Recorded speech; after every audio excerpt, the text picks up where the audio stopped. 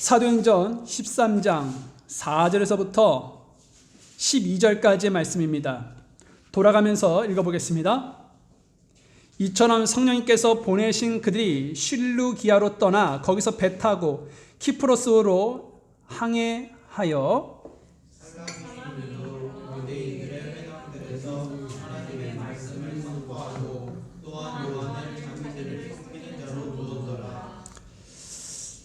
그들이 그 섬을 두루 지나다니고 바보에 이르러 어떤 마법사를 만났는데 그는 거짓 대언자로서 유대인이며 그의 이름은 바예수더라. 그가 지방의 유혹과 함께 있었는데 그는 분별 있는 사람이더라. 그가 바나바와 사울을 불러 하나님의 말씀을 듣고자 하더라. 그런데 마법사 엘루마는 그의 이름을 번역하면 그런 뜻이라. 그들을 대적하여 총독을 믿음에서 돌아서게 하고자 하니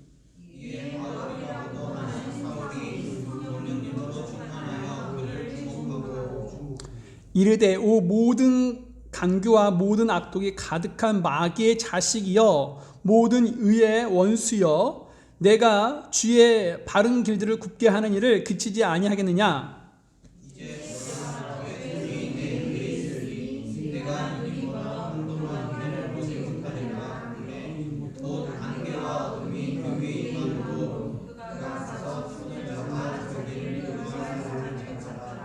이에 총독이 이루어진 일을 보고 믿으며 주의 규례에 놀라니라. 아멘.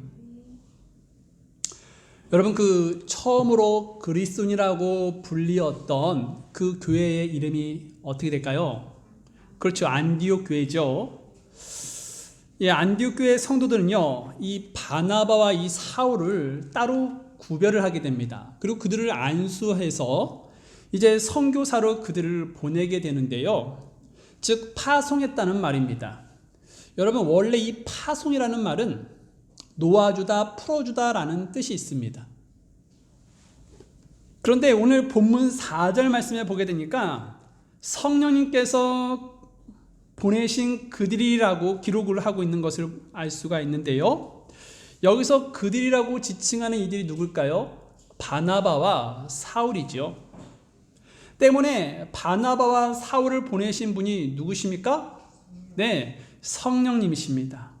즉 다시 말하면 이 바나바와 이 사울을요 파송했던 분이 바로 성령님이시다라는 것이죠.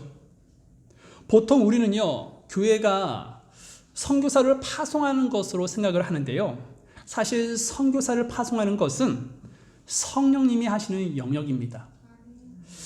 성령님은 잃어버린 혼들의 구원을 위해서 각 지역의, 각 민족의, 각 나라의 하나님의 일꾼들을 파송하십니다. 그렇다면 파송이 성령님께서 하신 일이라면 교회의 역할은 무엇일까요? 성령님께서 계획하시는 그 일에 동참하고 순종하여서요, 성령님께서 쓰시겠다고 하시는 그런 사람들을 풀어주고 놓아주는 일을 하는 것이 바로 교회의 역할이다라는 것이죠. 그래서 선교는요, 그런 의미에서 볼 때 성령님과 교회의 협력 사역이라고 할 수 있습니다. 자, 이제 바나바와 사울은요, 성령님의 보내심을 받아 선교지로 출발을 하게 되는데요. 4절 말씀을 보게 되니까 그들은 먼저 실루기아로 이동을 하게 되는데, 이 실루기아는 안디옥에서 남서쪽으로 약 25km 떨어진 곳에 위치한 항구 도시입니다. 여러분 잠시 이 TV 화면을 보시면, 자, 안디옥 보이십니까? 네, 안디옥 보이고 그 옆에 실루기아가 있습니다. 예, 서쪽으로 실루기아 보이시죠? 이곳이 바로 실루기아라는 곳입니다. 자, 그들은 그곳에서 이제 복음을 전하지 않고 곧바로 무엇을 하고 있었냐? 배를 탔다라고 성경은 말을 해주고 있죠. 그리고 배를 타고 어디로 항해했습니까? 네, 4절 말씀을 한번 우리가 다 같이 한번 보겠습니다. 시작. 이처럼 성령님께서 보내신 그들이 실루기아로 떠나 거기서 배 타고 키프로스로 항해하여. 자, 그들은 지금 배를 타고 지중해 섬 키프로스로 이동하게 되는데요. 자, 키프로스는 어디냐? 키프로스는 여기를 말합니다. 키프로스. 자, 이 섬은요, 그 배를 탔던 그 실루기아에서 약 100m 떨어진, 남서쪽으로 100m 떨어진 위치한 그런 섬인데요. 이곳은 그들이 선교사로 파송을 받은 뒤 처음으로 선교 사역을 한 곳이기도 합니다. 또한 이곳은 이 바나바의 고향이기도 한데요. 이제 그들은 이제 키프로스에 도착하자 어디로 이동을 하게 되냐면 살라미로 이동을 하게 됩니다. 살라미. 자, 살라미로 이동을 하는데요. 이 살라미는요, 키프로스 섬의 동쪽에 위치한 그런 항구 도시인데 그 섬에서 가장 번화가라는 그런 도시다라는 것이죠. 그곳에서 그들은 유대인의 회당에 들어가서 하나님의 말씀을 선포하게 됩니다. 5절 말씀을 한번 다 같이 한번 읽어보겠습니다. 시작. 살라미에 이르러 유대인들의 회당들에서 하나님의 말씀을 선포하고 또한 요한을 자기들을 섬기는 자로 두었더라. 여러분, 여기서 회당이라는 것은 무엇일까요? 바로 유대인들의 모임 장소를 말합니다. 아마도 이 회당 제도는요, 이스라엘 백성들이 포로 생활을 한 적이 있지 않았습니까? 원래는 이 유대인들은 예루살렘 성전에서만 하나님을 경배했었습니다. 그런데 포로 생활을 했기 때문에 예루살렘으로 가지 못해서 이런 회당을 지어놓고 그들은 그곳에서 예배를 드렸던 것이죠. 그래서 회당의 주된 용도는 예배를 드리는 곳입니다. 자, 그리고 이 경배는요, 즉 예배는요, 성인 남자 10명이 모여야지만 그곳에서 경배를 드릴 수가 있었습니다. 그리고 오늘 본절에서 회당이라고 하지 않고 복수를 사용해서 회당들이라고 사용하는 것을 보면 그 키프로스 섬, 다시 말하면 그 살라미에 유대인들이 많이 거주하고 있었다라는 것을 알 수가 있죠. 알려진 바에 의하면 예수님께서 오시기 전 320년경에서부터 그곳에 유대인들이 거주했다라고 말을 하고 있습니다. 또한 전에 그 스데반 순교 사건으로 인해서 예루살렘에 있는 교회 지체들이 흩어지게 되지 않았습니까? 그때에 키프로스에 많은 사람들이 그곳으로 이동해서 거주를 하게 됩니다. 그리고 그 예루살렘에서 그곳으로 키프로스 섬으로 이동한 그런 유대인 그리스도인들은 가만히 있지 않았고 그곳에서 무엇을 했냐? 복음을 전하기 시작했는데요.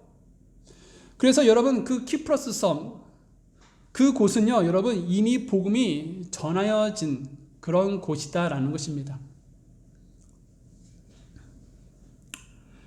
그런데 바나바와 이 바울은요, 아직 해당에서 복음을 접하지 못했던 그런 사람들이 있었기 때문에 그들을 향해서 회당에 들어가 복음을 전하기 시작을 했던 것이죠.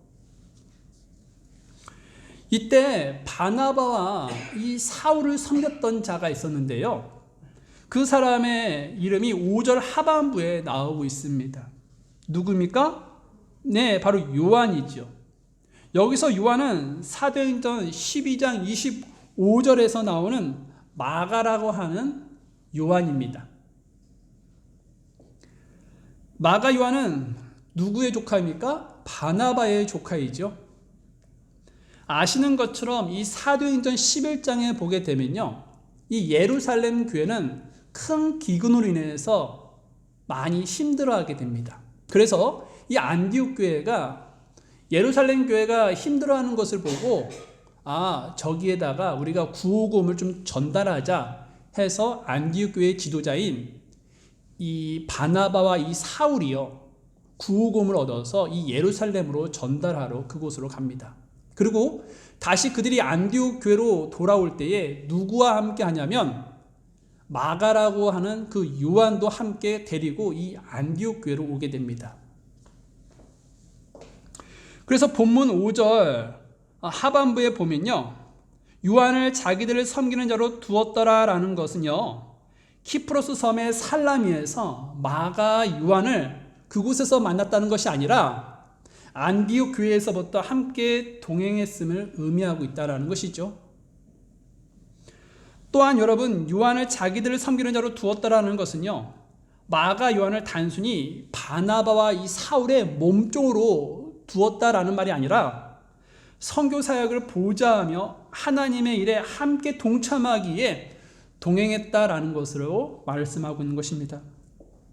그리고 마가 요한은요, 본래 예루살렘 교회 출신이기 때문에 그 선교 여행의 일원이 되었다는 것은 이 예루살렘 교회가 선교를 위해서 뒤에서 지원하고 있었음을 알 수가 있는 것이죠. 그렇습니다, 여러분. 이 선교는요, 뒤에서 지원하는 교회가 있어야 합니다.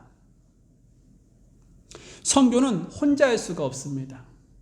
뒤에서 교회가 지원을 해야 하는데요, 교회가 기도하고 물질로 도와줘야지만 선교지에서 어마어마한 능력을 발휘할 수가 있는 것입니다. 홀로 하게 되면 그 사람 이상의 능력을 발휘할 수 없지만 함께 힘을 모을 때 그 사람보다 더 많이 그 선교지에서 능력이 발휘가 될 수가 있는 것이죠. 그러므로 여러분, 우리 교회는요, 끊임없이 꾸준히 늘 그 선교사들을 위해서 기도하고 또 물질로 후원해야 하겠습니다. 바나바와 사울은요, 키프로스 그 살라미에서 복음을 전한 후에 이 섬을 서쪽으로 가로지르면서 복음을 전하다가 한 곳에 이르게 되는데요. 자, 그곳은 키프로스 남서쪽 끝자락에 위치한 바보라는 지역입니다. 6절을 한번 확인해 볼까요? 6절 읽어보겠습니다. 시작. 그들이 그 성을 두루두사다니고 바보에 이르러 어떤 마법사를 만났는데 그는 거짓 예언자로서 유대인이며 그의 이름이 바예스더라. 자, 그들은 이제 바보에 이르기까지 이렇게 복음을 전했다는 것을 우리가 유추해 볼 수가 있는데요. 살라미에서 이 바보까지 거리는 약 150km 정도가 된다고 합니다. 그런데 그 150km 정도의 거리를 걸어가면서 이동하면서 그들이 그냥 무작정 걷기만 했을까요? 아니죠. 주변에 지나가는 사람들을 보면 예수님 믿으세요. 예수님을 제가 소개해드리겠습니다. 라고 하면서 예수님을 전하고 복음을 전하지 않았을까요? 네, 그들은 복음을 열심히 전했을 것이라는 것이죠. 그런데 여러분, 이 본문 말씀에 보게 되니까 그들이 열심히 그렇게 복음을 전했는데도 불구하고 복음의 결실에 대한 것은 침묵하고 있다라는 것입니다. 이것은 그곳에 아직 구원받은 혼들이 생기지 않았다는 것을 의미하는 것이죠. 그렇습니다, 여러분. 복음 사역자들이라고 해서 항상 좋은 그런 복음 전도의 결과가 있는 것은 아닙니다. 바나바와 사울도 이 선교 여행 초기에는요, 이렇게 아무런 결실이 없었다라는 것이죠. 여러 날을 선교 여행에 시간을 투자했어도 반드시 좋은 결과만 있는 것은 아니라는 것이죠. 그러나 바나바와 사울은요, 이렇게 뚜렷한 결실이 없었지만 낙심한 모습이 보이지가 않는다는 것입니다. 그들은 멈추지 않았습니다. 그들은 끊임없이 새로운 선교지를 찾아 나섰다라는 것이죠. 가는 곳마다 결과가 좋지 않아도 그들은 실망하지 않고 잃어버린 혼들을 찾아 나섰습니다. 그러면 어떻게 그들은 결실이 없었는데도 불구하고 좌절하지 않고 낙담하지 않고 그렇게 열심히 복음 전하는 일에 힘썼을까요? 그건 바로 결실이 없을지라도 복음 전도자의 발을 하나님은요 아름답다라고 하시기 때문이라는 것이죠. 여러분 로마서 10장 15절 말씀을 잠깐 살펴볼까요? 그 전도자의 발, 여러분 그 전도자가 얼마나 많이 걷겠습니까? 그러면 그 발에 발냄새가 나고 그 발이 퉁퉁 부은데도 불구하고 하나님은 그 발을요 아름답다라고 말씀하고 있다는 것이죠. 자, 로마서 10장 15절 말씀 읽어보겠습니다. 로마서 10장 15절 읽겠습니다. 시작. 보내어지지 아니하였으면 그들이 어찌 선포하리요? 이것은 기록된 바 화평의 복음을 선포하며 좋은 일들의 반가운 소식을 가져오는 자들의 발이 어찌 그리 아름다운가 같으니라. 여러분 세상에서 가장 아름다운 발, 그 발은요 바로 화평의 복음을 선포하는 전도자의 발입니다. 사람들은 무좀이 없고 발톱에 네일아트를 하고 또 눈에 아름답게 치장하는 발을 아름답다라고 생각할지 모르겠습니다. 하지만 하나님께서 보실 때 복음을 전하는 그 자들의 발을 최고로 아름답다라고 여기신다는 것이죠. 반드시 좋은 결실이 있어서만 아름답다고 생각하지 아니하십니다. 우리 하나님은요 비록 결실이 없을지라도 주님의 명령에 순종해서요 복음 사역을 멈추지 않는 그런 발을요 하나님은 가장 아름답다고 가장 값진 발이라고 말씀하신다는 것이죠. 그래서 우리 예수님은요 그 진리를 그 사실을 알고 계시기 때문에 복음 전하는 일을 중단하지 않으셨습니다. 예수님은요 오히려 더 열심히 전도 여행을 다니셨죠. 이스라엘 전 지역을 다니면서 이 마을 저 마을 구석구석에서 예수님은요 복음을 전하셨습니다. 그러면 지금 여러분의 발은 어떠합니까?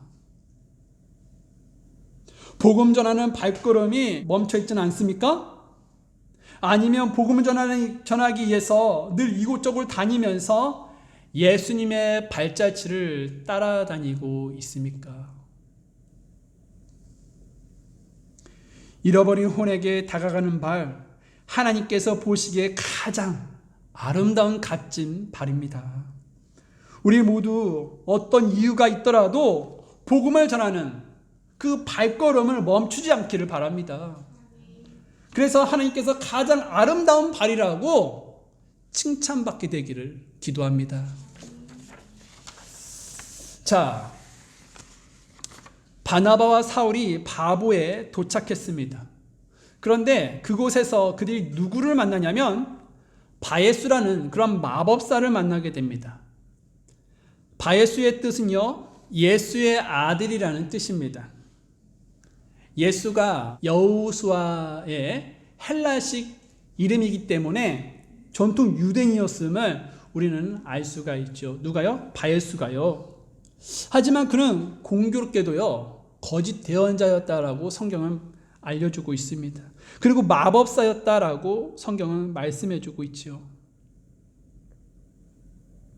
여러분 마법은요 무엇입니까? 바로 마법은요 마귀를 힘입은 그러한 초자연적인 현상을 말합니다. 또 마술은 무엇입니까? 마술은요 재빠른 그런 손놀림이나 여러 가지 장치로 상대의 눈을 속이는 것을 바로 마술이다라고 말하죠. 이 둘의 궁극적인 목적은 무엇일까요? 그것은 바로 사람들을 홀리는 것입니다. 사도행전 8장 말씀을 보게 되면 빌립이 등장하게 되는데요. 빌립이 사마리아 사람들에게 복음을 전했던 그 당시에 시몬이라는 마법사가 등장하게 됩니다. 그 마법사는요 마법으로 사람들을 홀리는 일을 하였습니다. 그래서 사도행전 8장 11절에 무엇이 기록이 되어 있냐? 그가 오랫동안 마법으로 그들을 홀렸으므로 그들이 그를 존중히 여기더라라고 말씀하고 있습니다. 여러분, 이 마법과 마술은요, 사람들의 마음을 홀리는 것입니다. 그런데 요즘 많은 교회에서 이 마술사를 초청해서요, 마술 공연을 하는 그런 교회들이 많이 있습니다. 사람들을 전도하는 데 효과적이라는 그런 이유에서 이렇게 마술사를 초청을 하는데요. 그러나 여러분, 예배당에서는 절대로 이 마법과 이 마술을 해서는 안 됩니다. 왜냐? 예배당은 하나님의 진리를 선포하는 성도들이 모이는 장소이기 때문입니다. 그런데 예배당에서 어떻게 거짓과 속임수가 판칠수가 있겠습니까? 하나님은 성경을 통해서 여러 번 이 마법과 이 마술이 가증하다라고 말씀하셨는데, 그 중에 한 구절을 제가 읽어드리면 신명기 18장 10절에서 12절입니다. 자기 아들이나 딸을 불 가운데로 지나가게 하는 자나 점을 치는 자나 때를 관찰하는 자나 요술하는 자나 마녀나 마법사나 부리는 영들에게 조언을 구하는 자나 마술사나 강실술사가 너희 가운데 있지 못하게 할지니라. 이런 일들을 행하는 모든 자는 주께 가증한 자니 이런 가증한 일들로 인하여 주 내 하나님께서 그들을 내 앞에서 쫓아내시느니라. 여러분, 마법과 마술은요, 하나님께 가증한 일입니다. 마술을 그냥 단순히 재미와 오락으로 우리가 받아들이면 안 되는 것이죠. 하나님은 악의 모든 모양을 상가라라고 말씀하셨습니다. 그렇다면 그리스도인들이 여러분, 이 마법과 마술을 받아들여야겠습니까? 아니라는 것이죠. 또한 이 그리스도인들은요, 악의 모양을 모두 버리라고 하셨기 때문에, 삼가라고 하셨기 때문에 도박을 해서는 안 됩니다. 또한 그리스도인들은요, 불법 유턴을 해서는 안 되는 것이죠. 그리스도인들은요, 싸우면 안 되는 것이죠. 물론 마귀들과의 싸워야겠죠. 대적해야겠죠. 그러나 사람과 사람에게 욕을 하면서 싸워서는 안 되는 것입니다. 특히 여러분, 그리스도인들은요, 술 마시는 것은 어울리지 않는 그런 악의 모양입니다. 보통 그리스도인들 중에요, 술에 대해 타협하면서 한 잔, 두 잔, 많게는 한 병 정도는 마셔도 된다라고 생각을 하죠. 그것은 괜찮다라고 그들은 이렇게 합리화를 하는데요. 그러면서 에베소 5장 18절 말씀 인용하면서 성경에 봐라, 하나님께서 술을 취하지 말라고 했지 마시지 말라고 하지 아니했냐라고 합리화를 시켜버린다는 것입니다.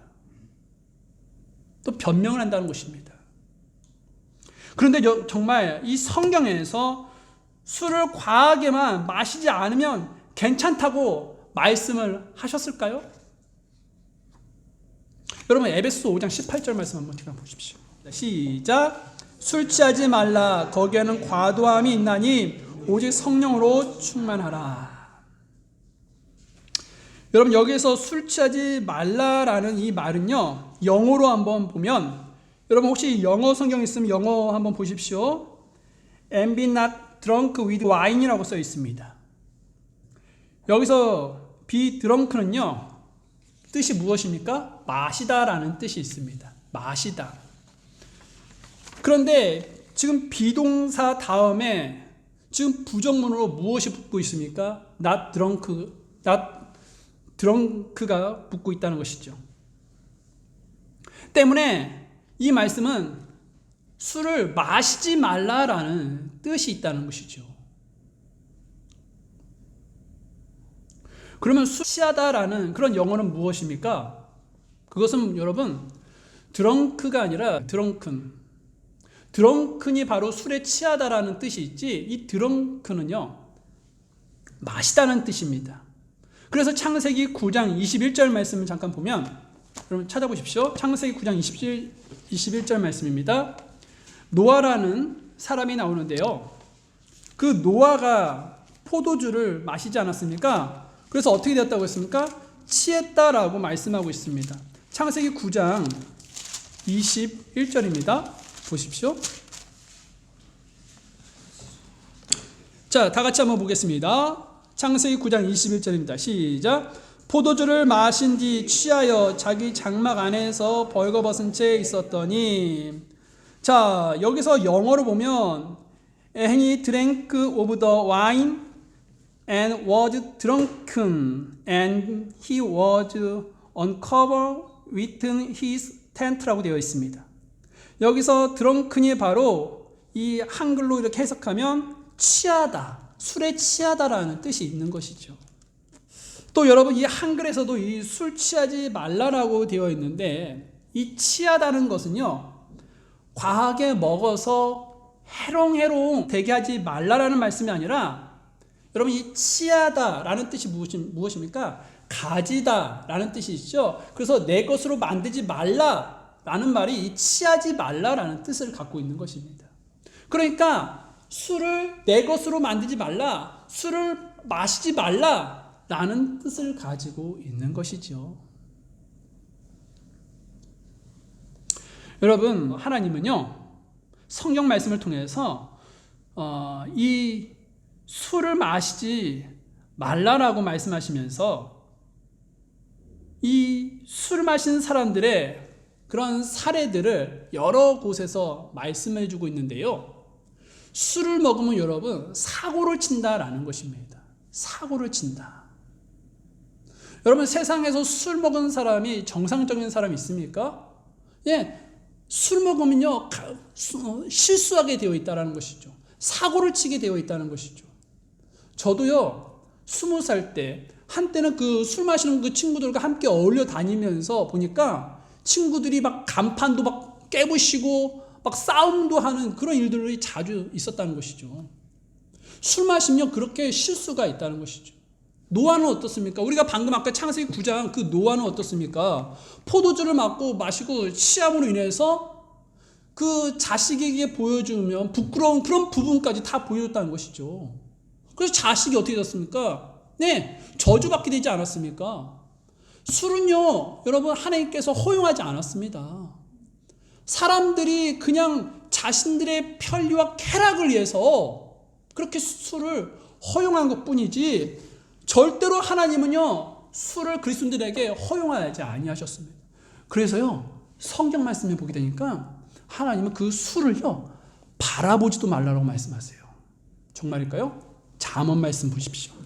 잠언 23장입니다.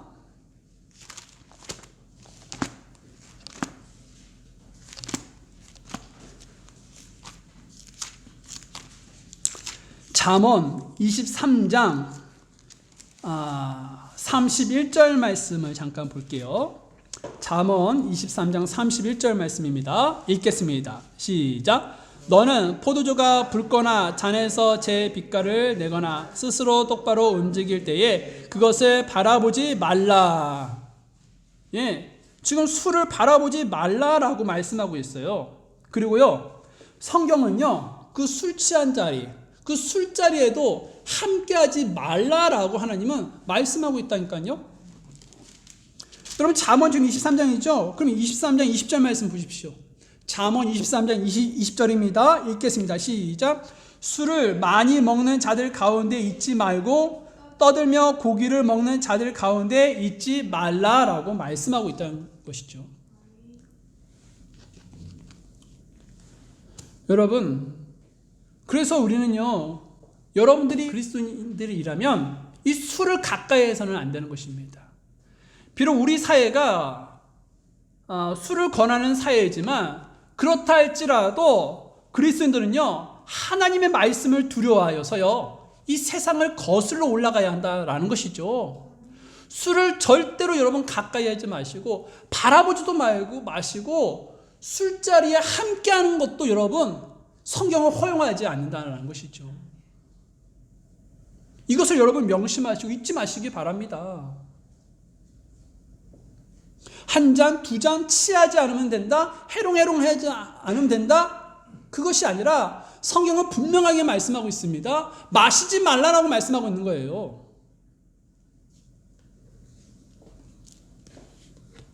자, 다시 본문으로 돌아가셔서 이제 마법사 바예수는요, 그 섬의 총독인 그 서기오 바울과 함께 있는 자라는 사실을 이제 본문 7절에서 우리가 알 수가 있는데요.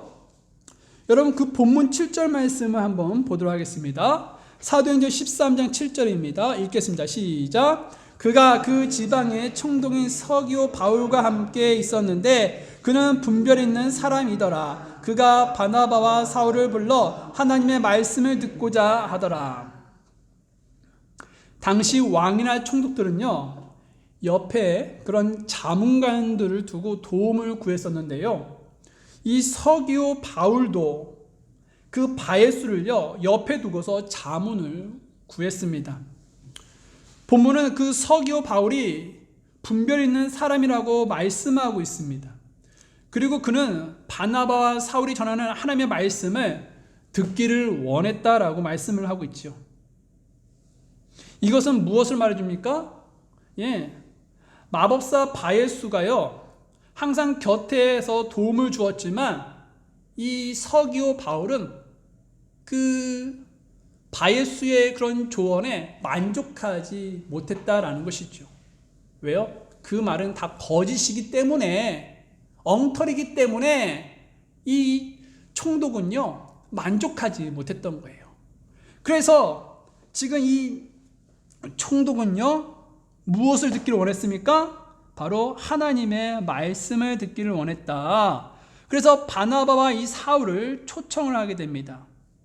그런데 그때 바예수가 어떻게 했습니까? 복음 전파를 방해하며 총독이 믿음을 갖지 못하도록 애를 썼다라는 것이죠. 8절 말씀을 한번 보겠습니다. 시작. 그런데 마법사 엘루마는 그의 이름을 번역하면 그런 뜻이라. 그들을 대적하여 총독을 믿음에서 돌아서게 하고자 하니.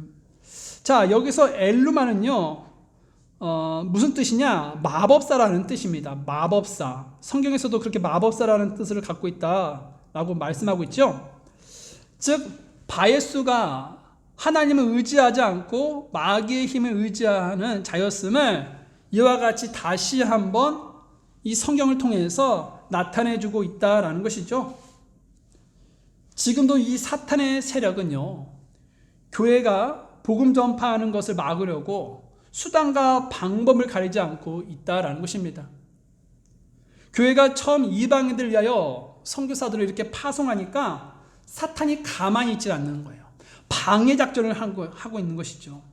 어떻게 해서든 이 바나바와 이 사울의 사역을 막으려고 그들을 대적을 하고 있는 것이죠. 그러나 그럴 때일수록 그리스도인들은요, 이 사탄의 공격에 움츠려들어서는 안 됩니다. 도리어 더 담대하게 하나님의 말씀을 증거해야 하는 것이죠. 여러분, 성령님께서 도우시면 고난이 기회로 바뀌게 됩니다. 바예수가 계속해서 그 복음 사역을 대적하자 더 이상은 안 되겠다라고 생각한 이 사울은요, 성령님으로 충만하여 그를 주목하고는 다음과 같은 말을 전합니다. 자, 다 같이 한번 9절에서부터 10절까지 한번 볼까요? 시작. 이에 바울이라고도 하는 사울이 성령님으로 충만하여 그를 주목하고 이르되 오 모든 강교와 모든 악독이 가득한 마귀의 자식이여 모든 의의 원수여 내가 주의 바른 길들을 굽게 하는 일을 그치지 아니하겠느냐. 자, 보다 못한 이 사울은요, 바예수를 향해서 모든 강교와 모든 악독이 가득한 마귀의 자식이여라고 말을 하게 되는 것이죠.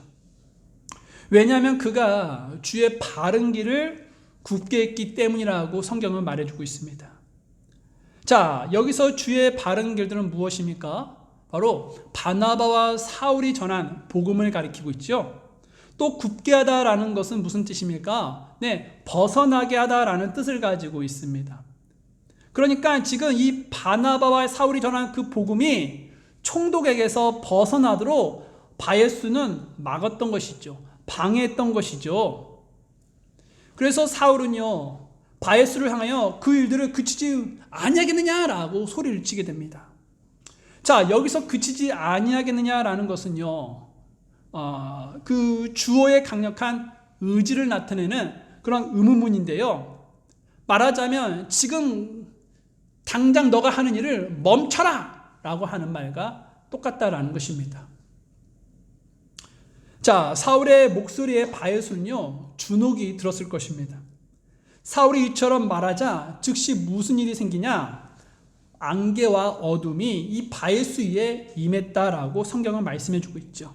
11절 말씀 읽겠습니다. 시작. 이제 보라, 주의 손이 내 위에 있으니 내가 눈이 멀어 한동안 해를 보지 못하리라 하매 곧 안개와 어둠이 그 위에 임함으로 그가 가서 손을 잡아 자기를 인도할 사람을 찾더라. 바예수는 눈이 멀어 이리저리 더듬으면서 자기 손을 잡아 인도할 사람을 찾게 됩니다. 그는 혼자 다니지 못할 정도로 완전히 실명을 한 것이죠. 이처럼 거짓 대언자 바예수가 장님이 된 것은 하나님의 심판이었습니다. 하나님은 복음 사역에 대해 방해하는 자를 이처럼 엄중히 심판하시는 것이죠. 총독 서기오 바울은요, 바예수가 복음을 대적하여 소경이 된 것을 보고 바예수가 거짓이었음을 믿게 됩니다. 또한 예수 그리스도가 진짜라는 것을 확신을 갖게 되지요. 그래서 12절 말씀을 보면 한번 다 같이 읽어볼까요? 시작. 이에 총독이 이루어질 일을 보고 믿으며 주의 규례에 놀라니라. 서기오 바울은요, 복음에 대하여 확실한 믿음을 가지게 되었습니다. 그리고 그 이후에 바나바와 사울이 전한 주의 복음에 대해서 놀라게 되고 또 이 바울과 바나바가 전한 이 기독교 교리에 대해서 놀라게 됩니다. 바예수가 바나바와 사울이 전한 복음을 방해하다가 시력을 잃은 것이 오히려 총독이 예수님을 받아들이게 된 결정적인 계기가 되었던 것이죠. 여러분, 우리 삶 속에 고난이 있을 수 있습니다. 방해가 있을 수 있습니다. 또 박해가 있을 수가 있습니다. 그러나 여러분, 주님은 이런 고난을요, 놀라운 승리의 기회로 바꾸신다라는 것이죠. 요셉을 한번 여러분 생각해 보십시오. 요셉이 이집트로 팔려간 것은요, 분명한 고난이었다라는 것이죠. 하지만 하나님은 그 일을 통해서 요셉을요, 이집트의 총독이라는 그런 영광의 자리에 앉히셨다라는 것입니다. 또 여러분, 다니엘의 세 친구를 생각해 보십시오. 다니엘의 세 친구들은요, 맹렬히 불타는 그 용광로에 들어가게 됩니다. 이것은 분명한 그들의 위기였다는 것이죠. 그러나 하나님은 그 일을 통해서 그들과 함께 하신다는 것을 보여주시고 또 하나님께서는 살아계시다는 것을 그 사건을 통해서 보여주신다라는 것이죠. 또 바울과 실라를 생각해 보십시오. 바울과 실라가 빌립보에서 전도하다가 매를 맞게 되지 않습니까? 그리고 억울하게 감옥에 갇히는 사건이 일어나게 되는데요. 그 사건을 통해서 그 빌립보의 간수가요, 예수님을 받아들이게 되고요. 또 그 간수의 가족들이요, 구원을 받는 그러한 일들이 있었다라는 것입니다. 여러분, 고난은요, 연약한 우리 자체만 보면 분명 우리에게 큰 위기가 맞습니다. 그러나 하나님께서 그 고난 가운데 우리와 함께 역사하시면요, 그 고난은 놀라운 승리로 변화될 것이라는 것이죠. 여러분, 오늘 우리에게 닥친 고난과 위기는요, 오히려 다른 이들을 구원하고 더 좋은 결과를 얻게 되는 그런 기회가 될 수 있다라는 것입니다. 그러므로 여러분, 고난과 위기가 오히려 하나님의 놀라운 기적과 은혜의 기회가 될 수 있음을 잊지 마시고 항상 승리하는 그리스도인들이 될 수 있기를 바랍니다. 자리에서 일어나겠습니다. 저는 여러분을 주님께로 초청합니다. 오늘 주님은 여러분들에게 말씀하셨습니다. 여러분, 그 말씀을 우리가 한번 생각해 보면서 이 시간 주님의 초청에 응했으면 좋겠습니다. 하나님은 여러분들에게 고난이 여러분들의 삶 속에 끝까지 힘든 그런 부분이라고 말씀하시지 않고 그 고난이요, 하나님께서 함께 하시면 승리의 기회로 바꾸어 주신다라고 말씀해 주십니다. 여러분, 여러분의 삶 속에 고난이 있습니까? 문제가 있습니까? 위기가 있습니까? 그것이 지금 여러분 승리의 기회라는 것이죠. 여러분, 두려워하지 마십시오. 염려하지 마십시오. 고난을 즐기십시오. 요셉은 그 고난을 하나님과 함께함으로 이겼습니다. 여러분도 구원받았으면 하나님은 여러분들과 함께하세요. 다니엘의 세 친구도 하나님을 믿었기 때문에요, 하나님이 함께하셨던 것이죠. 여러분, 그렇기 때문에 두려워하지 마시고 이 고난을 즐기면서 하나님께서 이 고난을 통해서 나에게 좋은 그러한 선물을 허락해 주실 것이라고, 그러한 믿음을 갖고 더욱더 주님을 의지하시는 것은 어떻습니까? 이 시간 하나님께 더욱더 나에게 힘을 달라고, 이 고난을 더욱더 즐길 수 있게 해달라고 주님 앞에 구하는 시간을 갖는 것은 어떻습니까? 기도하겠습니다.